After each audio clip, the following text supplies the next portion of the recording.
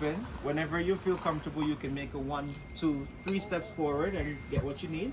Come right back here, and I'll just be clearing away your plates for the rest of the night, okay? Thank you. Awesome. Thank you. Yes, Josh? All right, and tonight we have the barbecue. So there's a lot of things going on. We've got fish tea with a bunch of accoutrements. We've got the salad bar, which looks quite good. That's not a salad, that's something else. Tropical fruit. And we've got a lot of things over here. And of course, they're doing the full grill. We've got some vegetables, some artichokes, chickpeas. Oh yeah, we're gonna have a good time.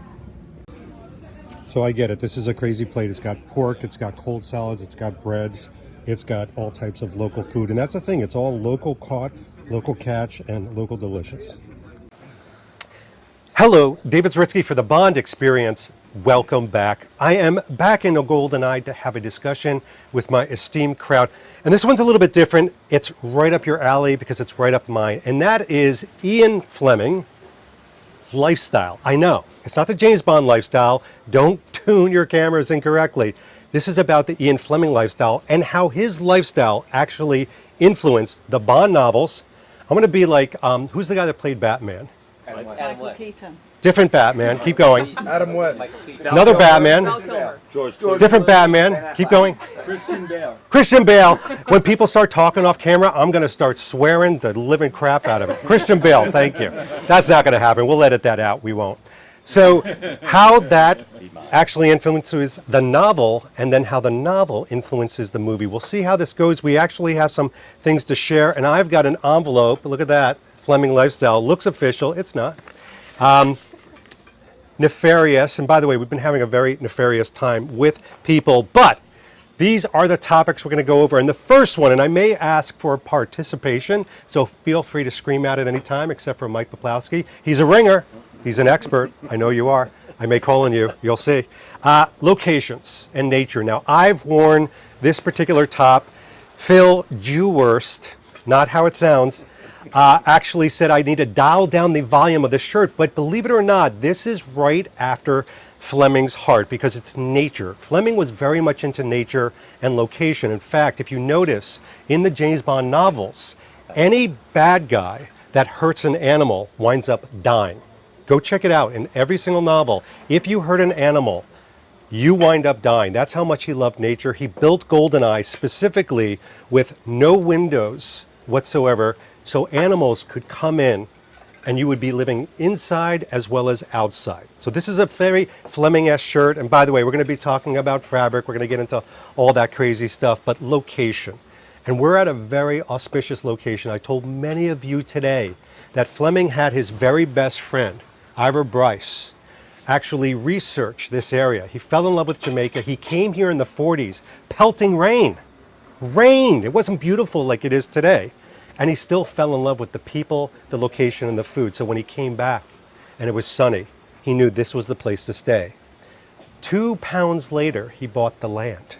2 pounds further, he was able to build GoldenEye. So for 4 pounds, that's not right, 4,000 pounds. Connor, keep me right. I'll add it up. I had 1.5 drinks, folks, trust me. This is, I'm flying by the seat of my pants.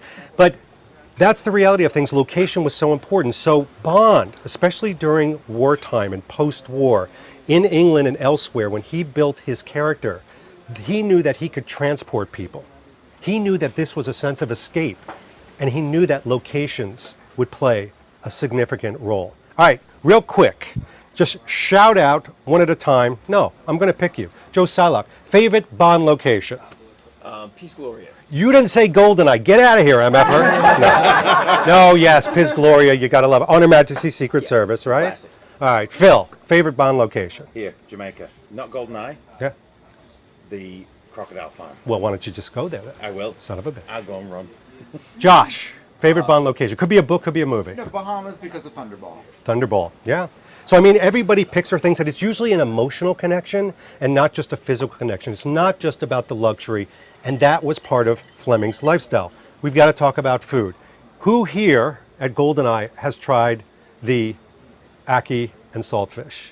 Yep. This morning. Most people, We had yeah? it. And the Johnny cakes? Yeah, we had it this morning. All right, so you're eating like Fleming. I mean, and Fleming was always about eating local. Mike Poplowski, on a regular basis, and yes, I will intercut a picture of you in here, but I'm going to heavily edit it. I need my audience. But Mike Poplawski, your favorite Fleming novel food? You can say ham sandwiches. With bourbon. Yes. Gotta be ham sandwich with Is it one of your favorites? Double bourbon. Is it one of your favorites? Oh, there's so many. I just need one. Time is of the essence. What's that? Aki and the Soul Cod. Yeah. So you're going with the one I just gave you. Yeah. That's very original. I love that. All right. It's like giving him a gift, and we do that. And you are gifted. Yes. Bernays. You made a comeback. Thank you, sir. And we're back. So you don't need to know what just happened. There were F-bombs and things went dark, and they asked us to leave. Yeah. So food was unusual, though. They had avocado pear. I mean, which is kind of interesting. Now avocado is not this interesting thing, but again, post-war, things like avocados were so rare, but Fleming brought those to us. And drinks. Now, here's some interesting things. You think maybe Fleming had gin and tonics and martinis all day long. He usually had what was local. He had these weird mixtures like rum punches that were actually cooked down, and butter and salt and sugar and honey, and very strange thing. And he would serve it to all of his friends in a flaming platter. Like there was a lot of showmanship and pomp and circumstance. So his drinks were sort of unusual too. I'm going to actually pass something around because Fleming, You already did that. We got the penicillin for it. you did, right?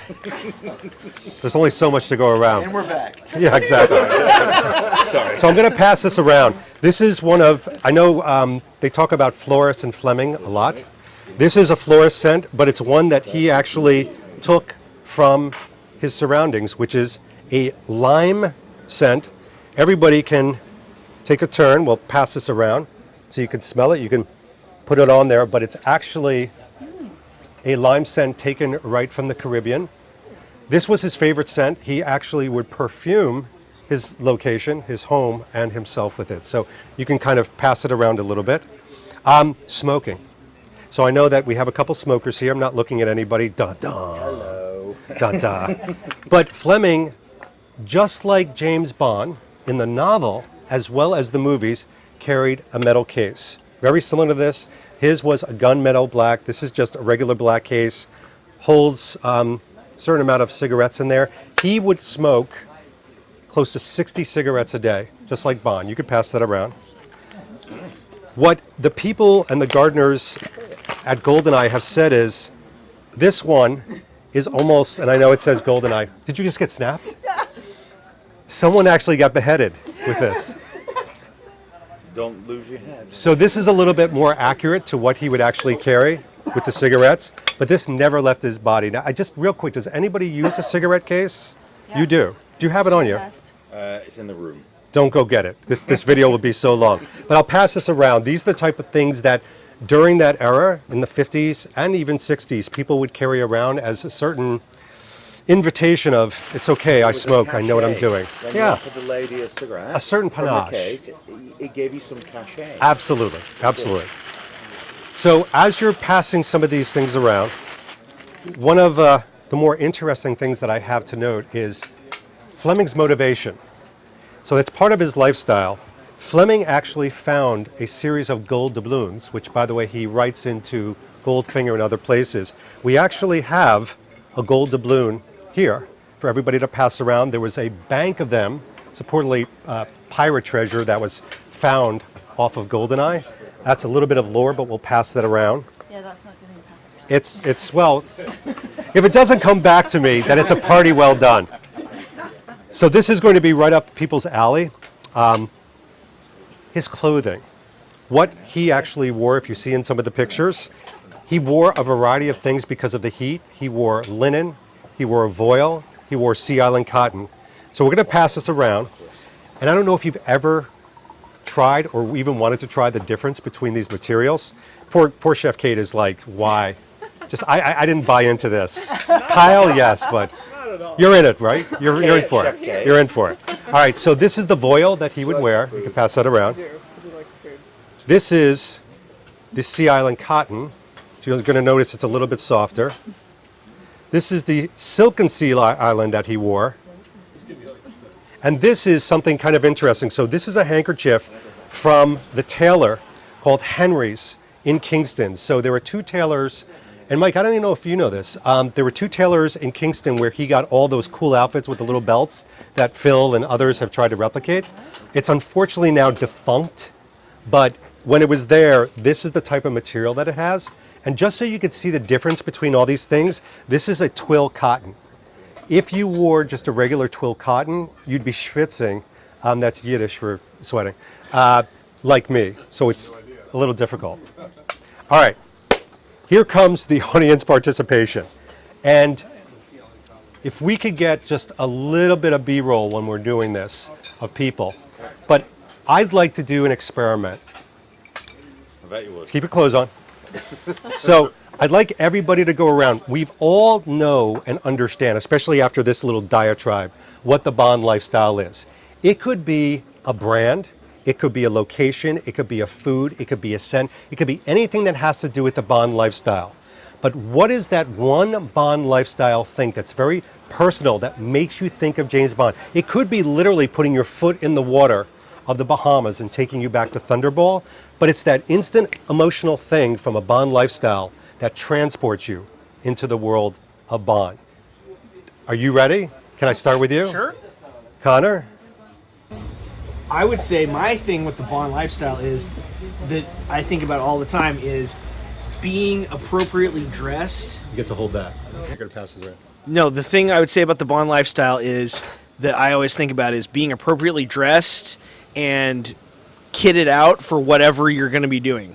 So that's what I think of when I think of the Bond lifestyle. So no matter the situation, whether it's playing golf, going to the pool, hanging out, going to dinner, that's what I think about. That's the Bond lifestyle to me, is being appropriately dressed, ready to go for whatever is going to happen. Oh my God, this video is going to take 6 hours to do. Yes, that's great. No, that was lovely. Sorry. Hey, keep counting. Perfect. Oh, my turn? About what we're doing. Oh, okay. Just, I'll help you back to the room. It's cool. We're probably going to have that. No, for me, watching the Bond films, it was always about the action. So getting involved in scuba diving, skiing, hang gliding, skydiving, that for me is the Bond lifestyle, and I love doing that kind of stuff. So Love it. that's what it was for me. Good. Keep it going.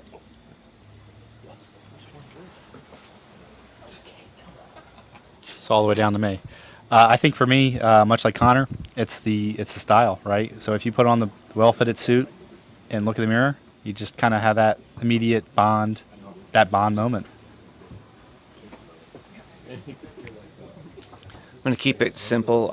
Basically, I start my day every morning with scrambled eggs. It's a simple, subtle way to start your day. Breakfast is Phil and Anna knows is the most optimistic meal of the day. Start out with scrambled eggs like Fleming did, and your day's off to a great start. Bravado. He had bravado. He just carried the room. You couldn't not turn and look at him, right? When he comes into a room, it's like he just carried it. So that's mine. Well, we discussed the clothes already. I like the way that Fleming would put his own twist on the mundane. And I'll use one example. Most people make coffee. He would brew his coffee. It was special coffee, Jamaican, Blue Mountain coffee, whatever, in the Chemex. So little thing like that, he made special. Yeah, for me, the Bond lifestyle is really, it's about the travel and all the experiences that happen along the way and overcoming problems that happen in the venture, because there's always problems that happen, and Bond always seems to overcome them with a level of panache and just sophistication and style, and works through it. So that's what it is for me. Love it.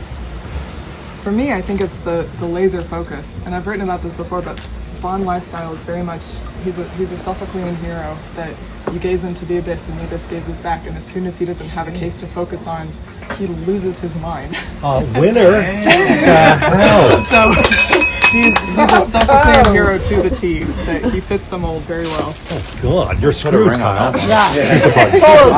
I love how James Bond is unflappable. No matter what gets thrown at him, he can figure out a way to handle it. He might have to dig into the recesses of his brain or into his experiences, but he can find a way to solve any problem and overcome it. He gets creative. He digs deep into his skill set, into his body, into his soul, but he can solve any problem that's thrown at him. What have you two been eating? Good job. Damn. How dare you? 15 drinks. Oh my God, it's Dean Martin. What is he doing here? I'm here all week. It's the quips. It's the quips. But James, I need you. So does England. I mean, the humour. That's what connected me to Bond. That's what made my grandfather and I bond together. The humour. I love it. In all this danger, sex, violence, and dangerous debauchery, there was humour. Well, dangerous sex, that's a different conversation. But the humour. Because if you're nothing else, if you're British, you'll make light of a situation. And that's what Bond did. He always made light of a situation when he would be an alcoholic, depressed, a killer. Yeah. Make a joke about it. Because that's what British people do. Wow. I would say my favorite thing about the Bond lifestyle is how it's transformed my husband. Oh!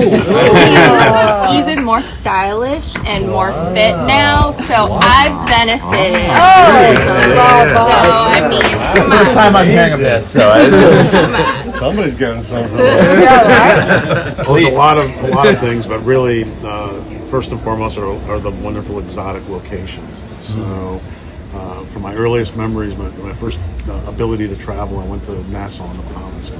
That's where Bond went. So that's it for me. That's great. Nope. Guess it's on me. That way. At first, I'll be honest, it was the style. But after everything, for me, it's whittled down to the appreciation of a moment. And his ability to just take a second and appreciate something. Could be as basic as how a cocktail is made or a coffee is made or where he is and appreciating his atmosphere. Just simple little things life offers you. Love it. I think for me it's the opportunity as a family to visit places because it's a Bond location that we may never have visited, but having that experience as a family together and having those moments and those memories are really just beyond. Yeah, love it. That was amazing, touching, emotional. Some of you faltered. It's okay. No. It was great because it was from the heart and it was emotional. You guys got a good point. The people that are talking over me, you're right. It's not about one person. It's the secret ingredient. Thank you, Connor. You got that. Of everybody together. He'll be here all night. But the reality is that that's what Fleming did as well. Fleming really drank in his family, the people in his life, celebrity and otherwise. And you could take that even from the novel. The novel Bond is so different than the movie Bond because the novel Bond needs emotions. He needs people in his life and he gets hurt. So today, as we celebrate Ian Fleming's 70th anniversary of his Bond novels, here at GoldenEye at this amazing place, we realize after just a few days together that it's not about the trappings of fabric or perfume or gold doubloons, which, by the way, I did get back. These are literally the trappings of a hobby, of a lifestyle. The lifestyle is actually born out of the emotion and the connection that we all have together. That, to me, is the best part of the Bond lifestyle. So, with that being said, we're going to leave you to it. We've got drinks to drink and celebrations to have. Again, this has been David Zaritsky for the Bond Experience. We'll see you real soon. Take care. Well, an opportune moment to get the camera out. This is David's moment. It's going so well. This is David's moment. This is David's event. He worked so hard to put this all together. He worked so hard to make this a fantastic event for everybody here. And I can't tell you how appreciative I am and how honored I am that you asked me to come. So, and just from the bottom of my heart, thank you. Thank you. Cheers to that.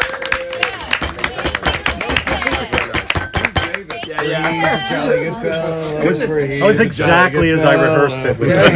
Exactly. Can you do it in the Christopher Walken accent? Yeah. David, I want to thank you for bringing us here. For he's a jolly Good solo. You're such a wit. The only And thing, your charisma. the only thing this trip needs is more cowbell. He's got it down perfect. It's scary. You might as well do your outro. And now more To the cowbell. Yeah. I got nothing. I'm speechless. Yeah.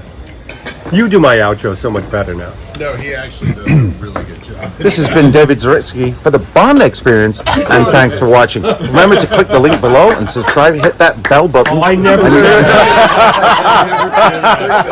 That's where I draw the line. If that ever happens, just shoot me in the head. You heard it here Yeah, first. is when It doesn't you go, happen. Thanks for watching. If you like this, blah blah blah, and here's something especially for you, just because we know you, and then you'll point to something. Yeah. Sometimes it's me. And that freaks me the fuck. Thanks for watching this episode. If you want to be up on the latest from the Bond Experience, just click on this subscribe and subscribe to our channel. You're going to get all the latest and greatest information, plus some exclusive content. And by the way, speaking of content, here's something especially for you, just because we know you. Talk to you soon.